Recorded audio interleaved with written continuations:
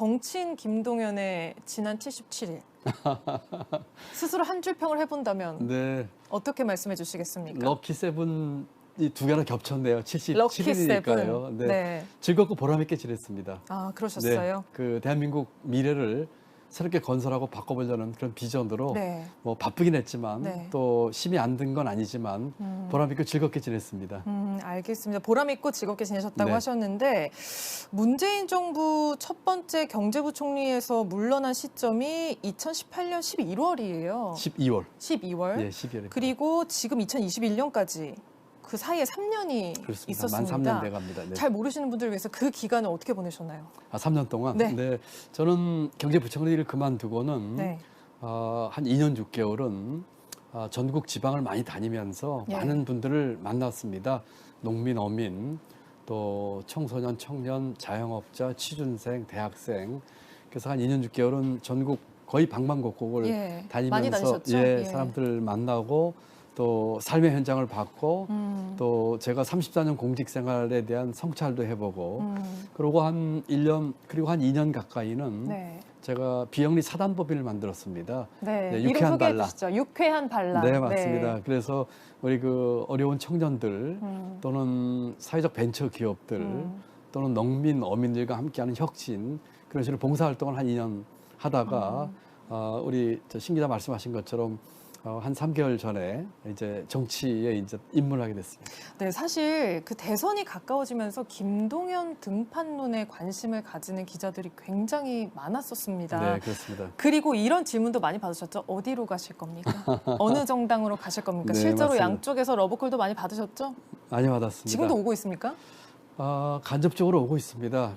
아직도 함께 해달라는. 뭐 그런 그 메시지를 받고 있고요. 예. 사실은 이제 제가 출마 선언을 하기 전에는 양당으로부터 뭐 받을 수 있는 제안은 다 받았던 것 같아요.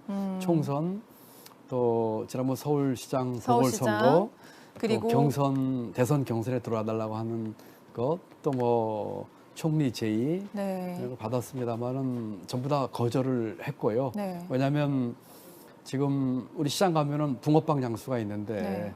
그 붕어빵 틀 속에 새로운 밀가루 반죽 넣는다고 붕어빵 아닌 다르게 나올 수가 없거든요. 그렇죠. 지금의 이 구조적인 문제의 원인이 지금의 이 정치 구조와 정치판에 있다고 생각했기 때문에 네. 저는 이제 그 거대 양당의 이런 제의를 이제 거절하고 네. 이제 제 독자적인 길을 갖게 됐고요. 뭐 지금도 이런저런 연락들 또는 러브콜도 받고 있습니다. 양쪽에서 다 아직도 간접적으로 연락이 예, 온다는 간접적으로, 말씀이셨습니다. 예, 예. 지금 제가 화면 하나 사진 공유하고 싶은 게 있어요. 아, 이게 네. 이제 새로운 물결 창당 발기인 대회 때 사진입니다. 네, 네, 네. 이제 언론에 보도가 되는데 저는 이거 보고 네. 너무 양쪽에서 구애하는 것 같은 그런 제목으로 기사들이 많이 났더라고요. 네. 그런데 처음부터 이 제3의 길을 생각하신 거예요? 아니면 입당을 한 번이라도 고려해 보신 적이 있으세요? 입당을 권한 적은 없습니다. 단 한 번도 없으신가요? 네, 없습니다. 네. 그 총선 때를 비롯해서 예. 사실은 굉장히 그 좋은 제안을 받았어요. 예. 뭐 170표를 주겠다는 식의 표현을 한 뭐든 적도 할 수 있었고. 있는 걸 해주겠다. 그렇죠. 네. 뭐 지역구 어디든 아니면 뭐 비례대표를 하게 되면 저 혼자가 아니라 뜻 많은 사람들 포함해서 또 서울시장 보궐선거도 그렇고 지분을 보장해주겠다 이런 식의 제안이 뭐 여러 가지 있었군요. 예. 제안들. 그런데 제가 공직 34년 하면서 국가로부터 너무나 많은 혜택을 받았습니다. 저는 청계천 부가 판잣집에서 소년 때부터 생활해서 네. 경제수장에 이르기까지 네. 국가 사회로부터 받은 게 이렇게 큰데 어떤 자리나 벼슬이나 뭐 권력이 중요한 것이 아니고 어떻게 이것을 우리 사회에 환원해 줄 수 있을까에 늘 관심을 갖고 있었습니다. 네. 그래서 지금의 그 정치판의 틀 네. 속에 제가 들어가면 역시 그 붕어빵 속에 들어간 새로운 밀가루 반죽이 될 것이다라는 생각을 강하게 했기 때문에 그러셨군요. 이제 거대 양당에 들어갈 생각은 입당은 뭐 고려하신 하지 적이 않았습니다. 없었다. 네, 그렇습니다. 처음부터 이 길을 생각했던 거였다. 처음부터 뭐 제3의 길이라기보다는 사실은 정치를 하겠다 결심한 거는 극히 최근입니다. 맞아요. 네. 그 전에 그 잠시 후에 여쭈려고 했는데 말씀하시죠. 네, 그러시죠. 제가 먼저 앞질러. 네, 괜찮습니다. 뭐 전혀 대본도 없는 얘기인데 네. 제가 부총리 할 적에도 그 청와대 대립각을 세울 적에도 자기 정치하는 거 아니냐는 얘기를 제가 사실 그런 보도가 많았습니다. 네, 있었는데 경제부총리인데 전혀 사실이 아닌 그래요? 얘기고요. 그래서 한 적 없습니다. 제가 국가와 우리 경제와 또 작게는 그 당시로는 성공한 정부를 만들기 위해서 제가 직언을 했고 또 여러 가지 정치에서 반대를 했었고 했던 것이지 예. 제 개인적인 어떤 정치적인 의도는 추호도 없었고요. 예. 만약 그렇다면 제가 올바르게 된 공직자가 아니지요. 그리고 이제 부총리를 그만두고도 이 뭐라고 할까요? 정치의 여러 유혹과 제한을 좀 받으면서도 거리를 두셨었던 거리를 것 뒀습니다. 같아요. 네. 그리고 끝까지 또 제가 아까 말씀드린 그 사단법인 봉사활동을 하면서 제 나름대로 큰 보람을 느꼈어요. 네. 그래서 어떠면은 이런 작은 실천을 통해서 우리 사회운동 같은 것도 제게 갈 수 있는 길이 아닌가 하는 생각을 많이 했었고요. 그러다가 이제 지금의 이 정치 구조로 또는 지금의 이 대선 정국으로 봤을 적에 어떤 거대 양당의 후보가 된다고 하더라도 대한민국 문제 해결, 변화는 이룰 수 없겠다는 그런 절박한 마음으로 정치를 하게 됐고 네. 그 길은 제 소신껏 가자, 또 가자 이렇게 이제 결정을 했습니다. 그렇죠. 그거를 결심하신 게 구체적으로 언제세요? 뭐 불과 몇 달 안 된다고 보시면 됩니다. 제가 그 출마 선언한 지가 지금 9월 1일에 하셨는데 9월 초에 했으니까 뭐 거기부터 불과 얼마 전 아닌 9월 거로 10일? 보시면 네. 됩니다. 네. 맞습니다. 알겠습니다. 근데 붕어빵틀 말씀을 많이 하셨어요. 근데 일각에서는 이런 얘기도 합니다. 정말로 틀을 바꾸고 싶으면 대형 정당이 들어가서 경쟁을 통해 경선을 통해서 후보로 확정이 되고 나서 그게 이제 당선 가능성을 높이는 길이라고 보통은 생각하니까요. 그렇게 양당 중에 한 곳의 후보로 결정이 된 다음에 양당 체제를 뜯어 고쳐도 되지 않느냐. 혹시 경선이 부담스러웠던 게 아니냐. 이런 전혀 이야기도 그렇지 하는데 않습니다. 전혀 그렇지 이런 데 대해서는 어떤 답을 주시겠습니까? 만약에 제가 거대 양당에 들어가려 했다면은 예. 저는 추대받거나 꽃가마태고 생각 전혀 없고요. 물론 뭐 들어갈 결정도 안 네. 했지만 정정당당하게 경선 통과하는 건 뭐 당연한 그 정해진 그 과정이지요. 예. 그런데 제가 그와 같은 제의를 받았을 적에 아까 말씀드린 것처럼 그 안에 들어가서 과거 양당에서 했던 식의 방법으로 했을 경우에 과연 그 제가 어떻게 됐을까에 대해서 그 판을 뒤집고 완전한 환골탈태가 필요하다 생각했었거든요. 그게 쉽지 않을 거라는 생각을 했었고요. 이미 기존 체제가 너무 공고하기 너무 때문에 강고하고 네. 또 기존의 정치 문법이 너무나 그 뭐라고 할까요? 여의도 확고한 문법이라고 거죠. 여의도 하죠. 문법 네. 그렇죠. 잘 아시니까 그 제3 세력들이 그 동안에 여러 번 있었습니다. 예. 심지어는 정치판에서는 제3지대 10년 주기설이라는 것도 있더라고요. 네, 맞습니다. 2002년에 정몽준 후보 계셨고 네. 또 2012년에는 안철수 후보 계셨고 맞습니다. 저희가 화면으로도 준비했는데 함께 보시죠. 화면 띄워주세요. 제3지대, 제3의 길을 걸었던 사람들이 예, 많아요. 근데 그러네요. 대선에 나섰는데 당선된 후보는 없었어요. 낙선하거나 중도 그래서 이제 그 얘기를 사퇴하거나. 그 말씀을 드리고 싶은데 예. 그 딱 그 화면을 준비를 하셨네요. 왜 실패했을까요? 저는 크게 두 가지로 봅니다. 네. 첫 번째로는 이 판 자체를 바꾸려고 하는 그 비전과 그 추진이 아니라 결국은 스스로가 대통령이 되려고 하는 게 목적이었던 게 가장 큰 것 같아요. 그러다 보니까 내가 대통령이 되고 싶은 네, 희망이 그렇습니다. 컸다. 물론 뭐 다 좋은 뜻을 하셨을 거라 제가 네. 믿습니다만 그러다 보니까 대한민국을 바꿀 수 있는 비전과 정책 콘텐츠는 부족하고 이제 선거공학으로 이제 말려들 수밖에 없는 게 하나고 그건 이제 내용에 대한 문제입니다. 예. 두 번째는 이제 하드웨어나 방법이라고 볼 수 있는데 역시 새로운 걸 한다고 했지만 기존 양당의 방법을 따라서 했어요. 양쪽 중에 한 군데와 함께 힘을 뭐 합치거나 힘을 하려고 합치거나 했었죠. 네. 또는 그 장식품으로 청년들, 장애인들, 다문화 가족들 뭐 등등 뭐 이런 식으로 했기 때문에 거대 정당에서 했던 방법을 답습을 했다. 그래서 하드웨어, 소프트웨어 다 같이 그런 길을 걸었기 때문에 저는 실패했다고 생각을 하고 있거든요. 만약에 제가 지금 시청자 말씀하신 것처럼 거대 양당에 들어갔더라면 이 두 가지 면에서 자유롭지 못했을 것 같아요. 그래서 그런 결정을 했습니다. 그렇군요. 근데 창조한국당이나 국민의당 같은 경우는 어쨌든 완주를 해서 대선을 치렀지만 낙선을 이제 3위, 4위 이렇게 한 건데 사실 양당 체제를 깨는 게 쉽지 않다는 걸 보여주는 사례인 것 같아요. 맞습니다. 그리고 저희가 여론조사도 마찬가지로 이제 그런 결과를 아직은 좀 보여주고 있는 것 같습니다. 후보님 지난주에 KBS가 여론조사한 거를 결과를 보니까 후보님 지지율이 0.5%가 나왔어요. 네. 그 심상정 4.4, 안철수 4.8, 그리고 김동연 0.5 이렇게 나왔는데 이 수치를 보셨을 때 만족스럽지는 당연히 않으실 것 같아요. 근데 정치 시장에 진입 장벽이 있다고 말씀하신 적이 있거든요. 진짜 진입 장벽이 느껴지세요? 이 지지율을 좀 어떻게 해결하실 우선 첫째로는요. 생각이세요? 저 지지율에 제가 그렇게 크게 낙담하거나 일희일비하지 않습니다. 지금 그렇습니까? 네. 저기 계신 분들 10년, 20년 정치하신 분들이거나 또는 하신 지 얼마 안 되셨어도 정치 검찰로 있거나 또는 거대 양당에 들어가서 그 단박에 거기 이제 후보가 되신 분이고요. 예. 저는 그야말로 그 작은 스타트업을 만든 지 3개월밖에 안 됐습니다. 비유하자면은 삼성전자 같은 큰 기업에 맞서는 대기업과 스타트업의 그렇습니다. 싸움이다. 스타트업이고 네. 아직 상장도 안 된 회사의 제가 CEO입니다. 예. 그렇기 때문에 저 숫자에 이렇게 크게 연연해하지 않는다는 말씀을 드리고요. 네. 대한민국의 그 모든 시장 중에서 가장 진입 장벽이 높은 시장이 정치 시장입니다.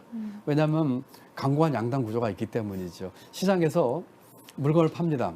상품을 파는데 소비자가 만족하지 못하면 새로운 스타트업이나 혁신이 일어나서 신상품이 나와요. 꽤 많은 경우에 거대 기업들이 그 진입 장벽을 쳐서 못 들어오게 막습니다. 정치 시장은 어떨까요? 거대 두 정당이 정치 상품을 내놓습니다. 주로 포퓰리즘이죠. 그리고 많은 국민들이 거기에 만족하지 못하세요. 그러니까 좀 다른 대안이 없어요. 왜냐하면 진입 장벽을 높게 쳐놓고 들어오는 것을 거부하기를 서로 싸우고 있지만 어떻게 보면 그 공생의 관계를 갖고 있거든요. 그렇기 때문에 하나 비근한 예가 제가 지난달에 1호 공약을 국회에서 발표하는데 소통관이 쓰질 못했습니다. 네, 의원의 추천이 있어야만 쓸 수 있는 아닙니다. 공간이 의원 있지 추천까지도 안 않아요? 되더라고요. 아, 그래요? 의원이 저를 공개 지지한 조정은 의원이 추천했음에도 불구하고 아, 왜 그랬을까요? 예, 네. 그 제가 무소속이고 아. 정당이 없고 지금 이제 창당 과정에 있으니까요. 또 원내 정당이 아니라는 이유로 거기 쓰지 못하고 밖에서 아시는 하셨죠? 것처럼 의견을? 백풀장에서 예. 그 했거든요. 그래서 저는 오히려 잘 됐다고 생각을 했어요. 이게 우리 정치 시장의 진입 장벽의 한 단면을 보여주는 것이다 이런 얘기를 했었거든요. 네. 많은 정치 신인들이나 또는 제가 전국을 다니면서 만났던 많은 분들이 자유스럽게 자기 목소리를 내고 사회 중요한 의사결정에 참여하고 싶어야 하십니다. 그 길이 원천 봉쇄되어 있는 것이기 때문에 네. 가장 진입 장벽이 높은 시장이 정치 시장이다. 네. 그리고 아까 저 지지율은 저는 머지않아서 국민들께서 이제 보실 겁니다. 지금 어항 속에 큰 어항 속에 물고기들이 들어있는데 막 진흙 그 물이 생겨서 막 안이 안 보여요. 아, 이것이 진가를 알아보지 못하고 있다. 진가를 네. 알아보지 못하는 것, 또 기존에 있는 후보들에 대한 여러 가지 불안감 또는 뭐라고 할까요? 각종 비리와 또 직간접적으로 연결된 듯한 그런 여러 가지 평가들, 또 과거를 가지고 싸우고 네거티브할 뿐이지 대한민국 미래 비전을 제시하지 못하는 이런 등등의 문제들이 이제 거치면 네. 그러면 이제 어항성이 이제 깨끗해지면서 안에 있는 물고기가 보이면은 뭐 저 지지율은 충분히 그 바뀔 수 있는 시간 여유가 있다 이렇게 생각합니다. 시간 여유가 있다. 김동연이라는 물고기가 떠오를 거다. 맑은 물 위로 이런 말씀으로 들리는데 아까 스타트업 비유해 주셨는데요. 대기업들이 잘 나가는 스타트업 인수하려는 경우 굉장히 많잖아요. 맞아요. 좋은 조건을 주고 돈을 맞아요. 많이 주면서 맞아요. 인수 제의가 왔을 때 응하시지 않으실 그렇습니다. 겁니까? 예, 지금도 그런 제의를 간접적으로 받기도 하고 또 했습니다만 아까 말씀드린 것처럼 제가 이틀을 깨지 않고는 네. 대한민국이 바뀔 수 없다고 생각을 하고 있고 네. 그리고 세상 일 중에는 누군가 해야 될 일이 있습니다. 첫 번째 시도하는 퍼스트 펭귄이라고 하죠. 외롭고 고독할지 모르지만 의미 있는 일 누군가 해야 되는 일이 있거든요. 저는 그런 심정으로 지금 누군가 우리 사회에서 해야 될 일을 하고 있고 또 지금의 여러 가지 정세나 또 현실로 봐서 그 충분히 그 이와 같은 열세를 극복하고 그 그 이길 수 있는 그런 가능성도 아주 높다고 생각을 하면서 국가를 위해서 해야 할 일에 대한 제 그 절실한 마음, 또 할 수 있다고 하는 자신감 두 개 가지고 하고 있습니다. 알겠습니다. 댓글에 김동연은 제3지대가 아니라 뉴지대라는 댓글을 누가 남겨주셨네요. 감사합니다. 알겠습니다. 지금 화면 함께 보시죠. 이 문재인 정부 초대 경제수장 출신인데 문재인 정부 사람이라고 보는 분들은 많지 않은 것 같아요. 아마도 대립을 많이 했었기 때문이겠죠. 이게 이제 임명을 할 네, 때 맞습니다. 분위기 너무 좋았는데. 맞습니다. 꽃다발 처음 주셨다 그러더라고요. 예. 분위기 좋았는데 18개월 후에 이제 같이 물러나게 됩니다. 장하성 네, 당시 네, 정책실장, 경제실장하고. 네, 네.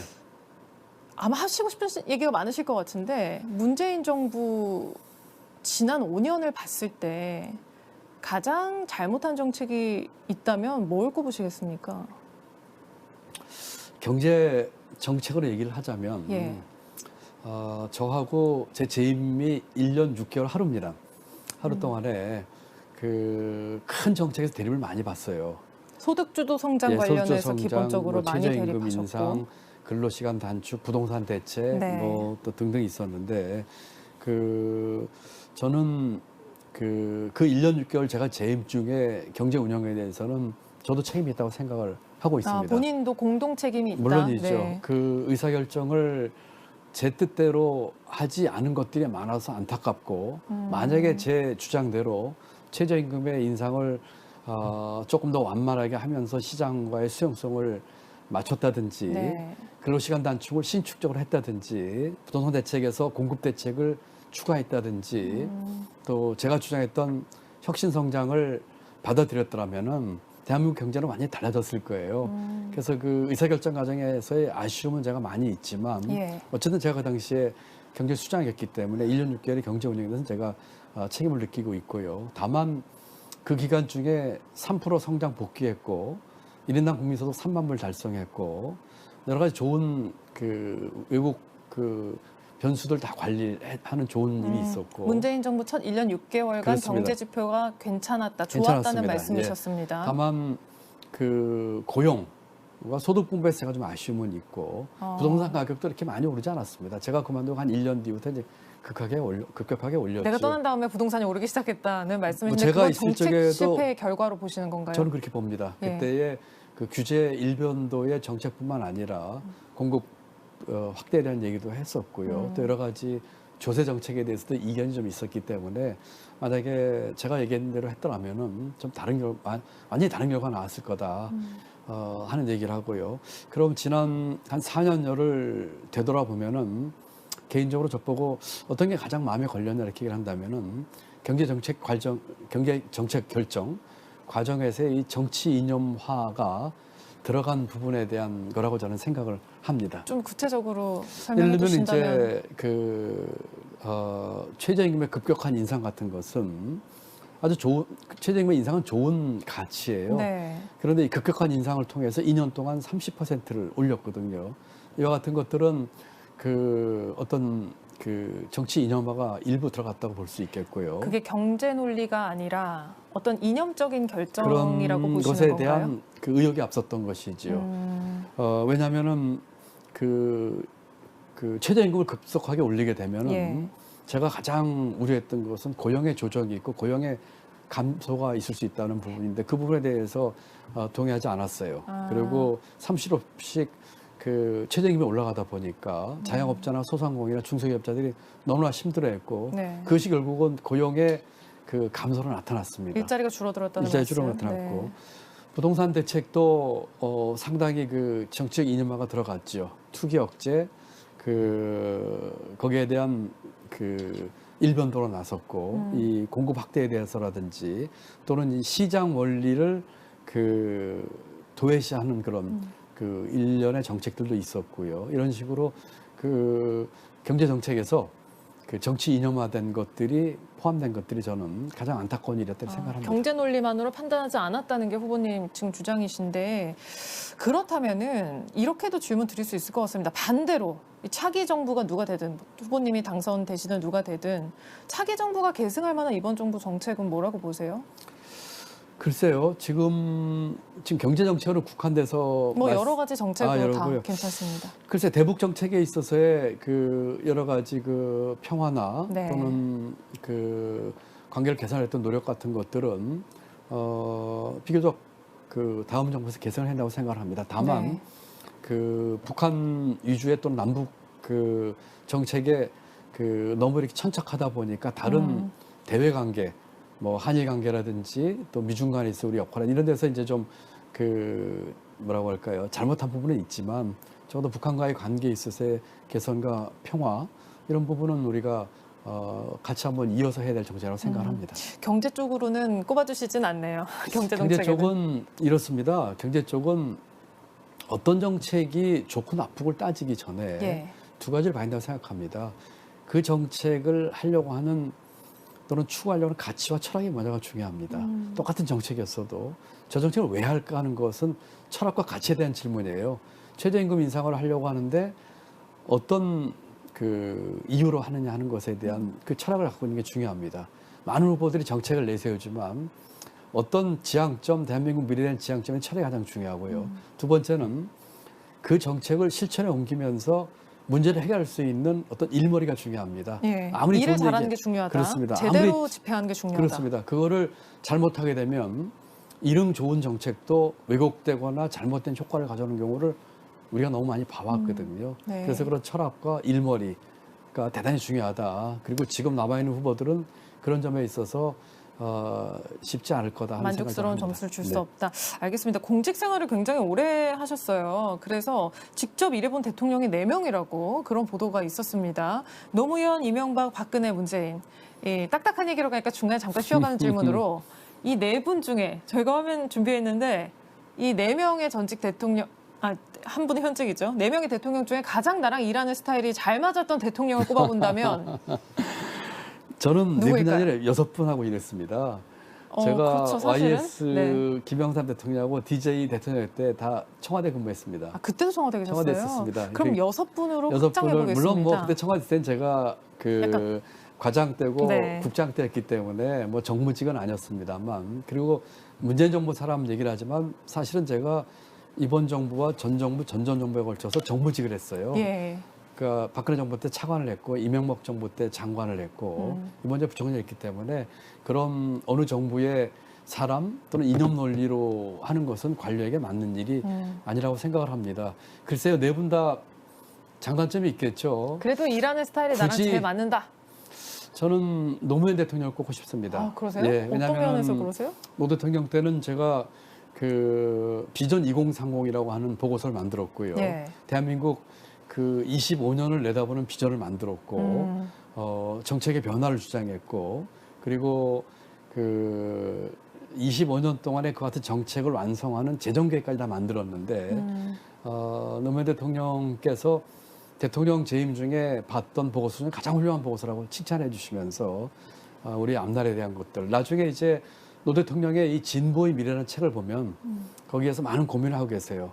진보의 미래, 제대로 된 보수는 무엇일까?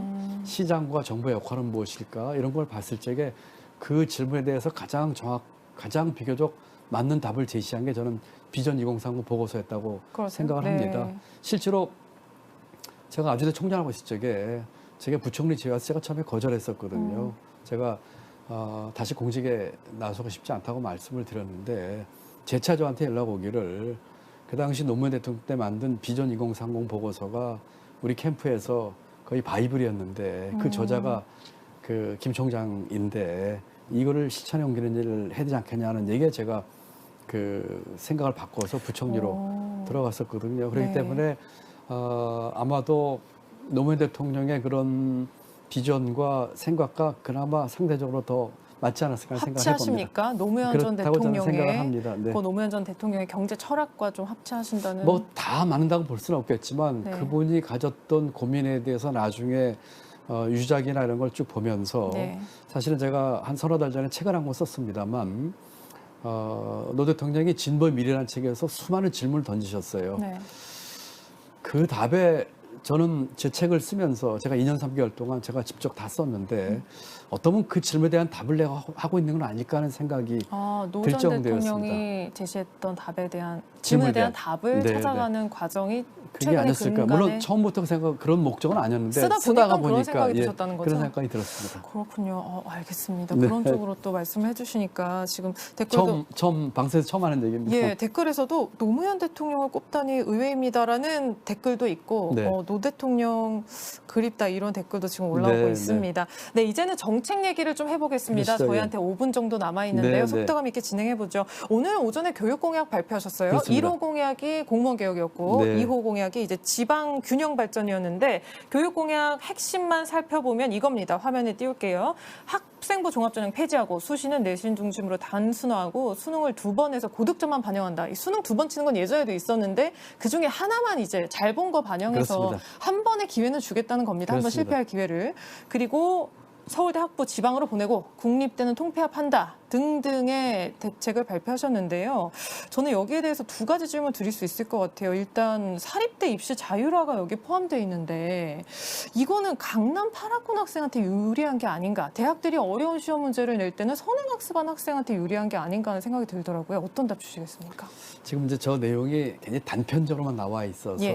전체 컨텍스트에서 나와 있지 않고요. 또 중요한 몇 가지 정책이 빠져 있습니다. 근데 제가 교육부 폐지도 주장했고요. 네, 교육부 폐지도 있었고요. 여러 가지를 했는데 그 입시는 당분간은 학종 폐지하고 내신 중심으로 수신을 단순화하자. 그다음에 수시는 2번의 기회를 줘서 높은 점수 쓰도록 하자 얘기를 하면서 네. 수능 얘기를 했고 중기적으로는 중기적으로는 수능은 자격 시험화해서 국립대학은 일부를 추첨자자는 얘기를 제가 했었고요. 예. 사립대는 사립대 지원을 감축하면서 대학 자율화를 주장했습니다. 입시, 또 정원, 또 등록금 규제에 대한 자율화를 얘기했습니다. 물론 좀 중기적인 얘기긴 합니다. 지금의 이 입시 제도는 어떻게 손을 봐도 쉽지 않아요. 그렇지만 중장기적으로는 공정성과 투명성이 담보되는 범위 내에서 대학 자율에 맡기는 것이 맞다고 예. 생각을 했기 때문에 국공립은 모든 사람에게 기회가 주어질 수 있는 방향으로 나가되 사립대는 정부 지원을 줄이면서 자율화를 가는 쪽으로 하자 이렇게 얘기를 했습니다. 제가 사립대 총장을 했습니다. 네, 아주대 총장 출신으로. 네, 사립 총장을 했습니다. 그러면서 저는 학교 성적이나 수능 성적으로만 학생들 뽑는 것에 대한 거부감이 있었어요. 그 요즘 대학생들이 보통 한 5년에서 5년 반 정도 대학을 다닙니다. 그 속에서 그 아주 좋은 시기에 그 5년 반 동안에 그 커뮤니티에서 얼마만큼 여러 사람을 이해하고 소통하고 사회하는 것이 대단히 중요합니다. 맞습니다. 다양한 사람들이 네. 그 안에 들어가야 되거든요.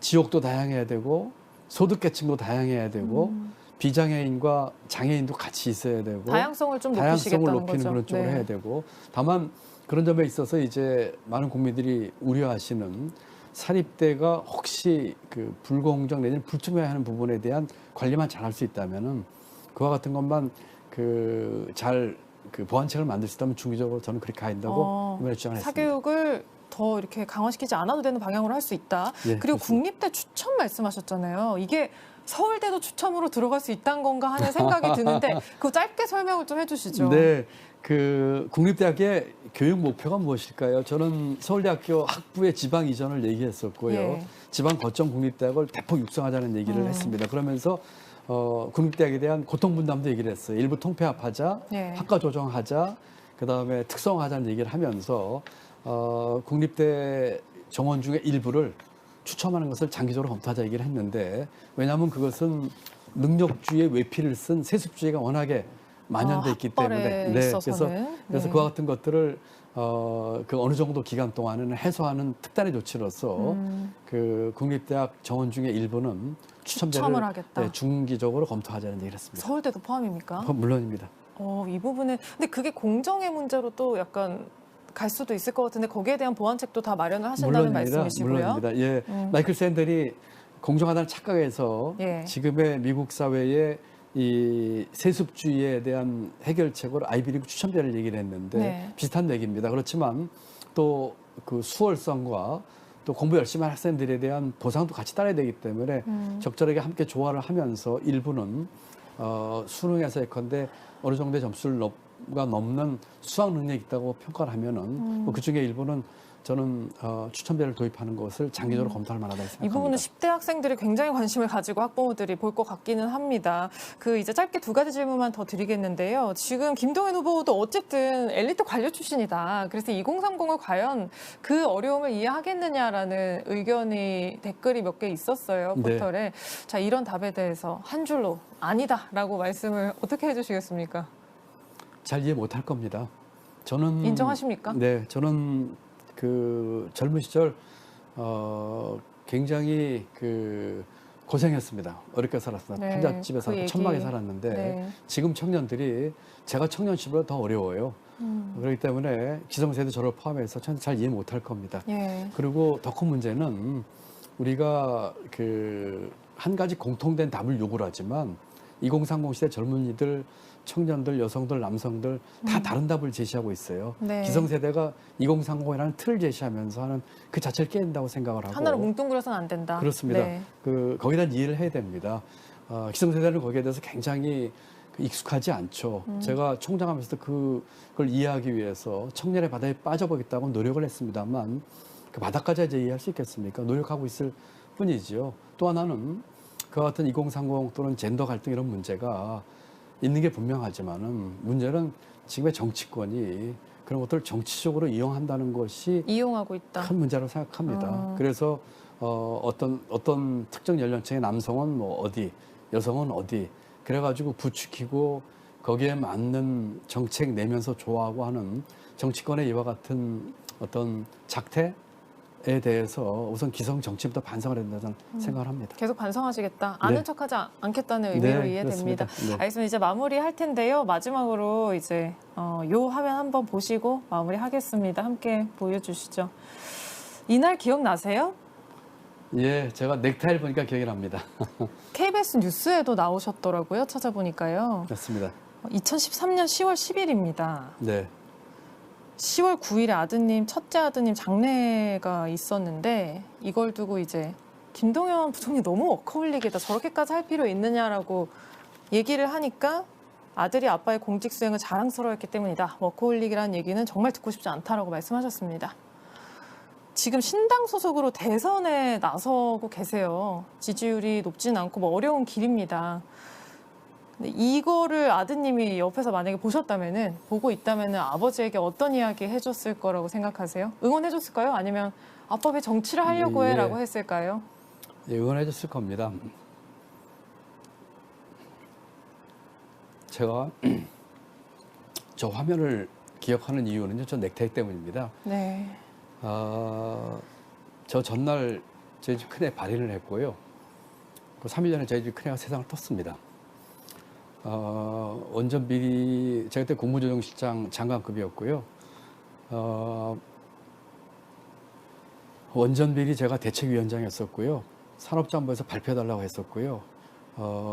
제가 그렇게 저희 큰애를 잃은지를 몰랐습니다. 제가 일체 아무한테 얘기를 안 했거든요. 조용히 상을 치르고 했기 때문에. 그런데 발표를 해달라고 했는데 저희 간부들이 다 못하겠다고 그랬는데 제가 그 얘기를 듣고 하겠다고 결심을 했습니다. 제가 공직자로서 남다른 사명감 그런 거 아니고요.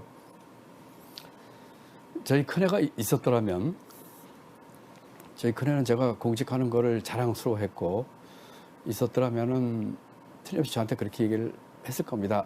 아빠 발표하셔야 됩니다. 그렇게 생각을 하고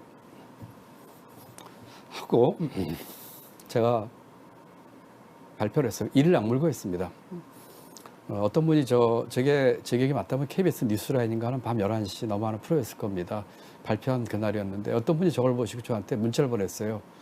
왜 이렇게 표정도 어둡고 넥타이를 이렇게 어두운 색깔을 맸냐고. 제가 까만 넥타이를 메고 방송에 나갈 수가 없어서 네. 저 넥타이를 맸기 때문에 저 화면을 기억을 하고 그 이후로 저 넥타이를 한 번도 맨 적이 없습니다. 지금 저희 집 애가 있어서 제 곁에 있더라면 이렇게 얘기를 했을 겁니다. 아빠 맞아요. 이 길입니다. 응원합니다. 아빠가 어떤 결과를 생각하고 자리나 출세나 그런 거 아닌 걸 제가 알고 있습니다. 아빠 응원합니다. 응원해주고 계실 라고 겁니다. 얘기를 했을 거라고 저는 믿고 있습니다. 응원하고 계실 겁니다. 알겠습니다. 오늘 고맙습니다. 예. 오늘 말씀은 여기까지 듣겠습니다. 네, 네. 다음에 또 계속 선거가 넉 달이 남아 있으니까요. 계속해서 한 번 더 네, 모시겠습니다. 그래 주시죠. 예, 네. 예. 오늘 감사합니다. 고생하셨습니다. 네, 감사합니다. 지금까지 김동연 대선 후보와 함께 이야기 나눠봤습니다.